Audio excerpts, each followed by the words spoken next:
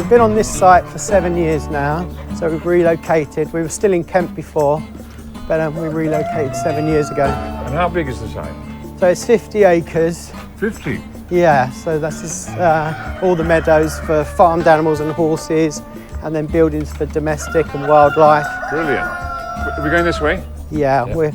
We're going here, and you can meet Lara, our disabled cow, and wonderful. Some of her mates. Lara was born without a hind hoof, so she couldn't be used for the dairy industry because she couldn't deal with the additional weight. What induced you to get involved with this kind of life? So, well, basically always loving animals, a real believer in justice. Yeah. So those two things match together.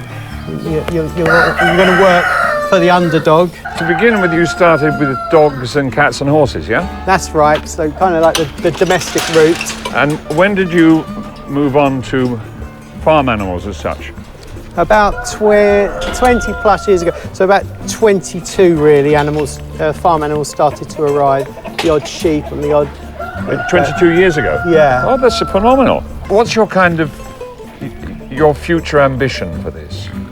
Well, more room really, so basically to keep expanding, literally the farm to keep expanding, so buy the farm next door and then the farm next door and the farm next door. And are they up for sale?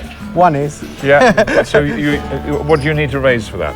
Well, we need to raise just about 400,000 to purchase, which is about 60 acres. I mean, how are you going to go about raising the money for that? Really, so we need to increase traffic to the centre so that people can see what we're doing. So we've got a cafe and a shop, so if people come, they can... And is your major income from donations or visitors or...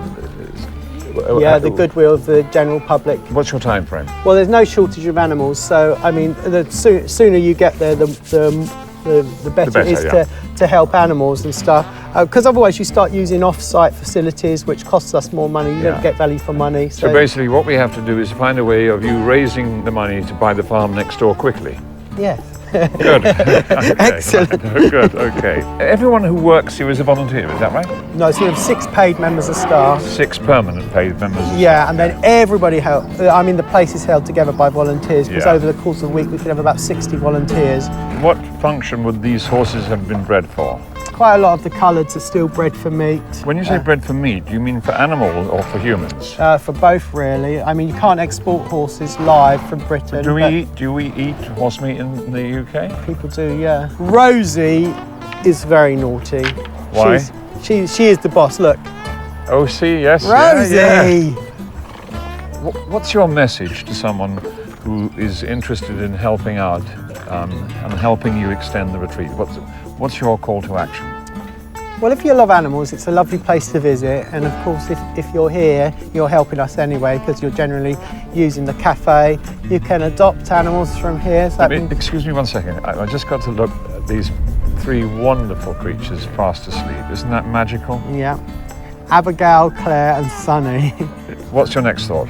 Well, there's also animals that you can adopt. So adoption for us means that you kind of come on and you sign up to our terms and conditions about taking an animal home with you, which frees up space for us to help more animals. That's so important here. The more animals that leave here, the more we can help. Yeah. And if you can't take an animal home with you, you can be what we call a buddy scheme. You can buddy up with one of our wonderful animals. Great, that's a good idea.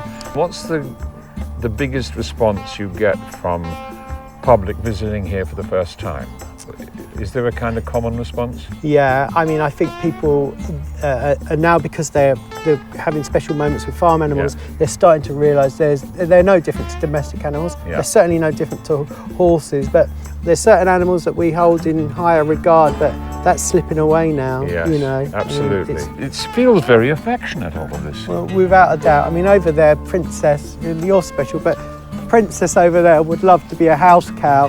You've got about 1,000 animals at the sanctuary, and I've noticed that you call them by name as we go around. Do you know them all by name? Not quite all by names, but they've all got names, so they've all got a registered name. So with the pigs, there's like 200 pigs, and I'm about 60 short on their names, because there was a big intake of tiny black pigs. So it was difficult to get all their names right, so I'm struggling with about 60 of the pigs. and there's about 30 cockerels, I'm not sure on. How many cockerels have you got? About 170. Wow. So yeah, but I mean sheep, goats, horses, hens, turkeys, I'm all right with. So Billy, here we are sitting in this remarkable turkey lodge, and it's this is glamping accommodation. Glamping. Can you explain that to me? Yes, it's kind of glamorous camping, Ah. really, so your tent won't blow away. It's in this Yes. lovely log cabin, It's fantastic. Yeah. and you've got cooking facilities, heating, which is important. Yeah, of course. And you're right in the heart of the sanctuary, so you can see what's going on. You wake up to peafowl on your roof and geese tapping at your door. And as far as the retreat is concerned, if I were to ask you to say to the public a cry for help or action, what would you say? I'd say come and visit us, come and see what we're doing, and once you see what we're doing, once you meet those animals, you're going to get involved. You're not going to walk away from those animals. Yeah. Well, I certainly agree with that. I think this is one of the most remarkable places I've ever visited. You've done a great job. It's Thank you. fantastic, Billy. It's Thank you wonderful. very much.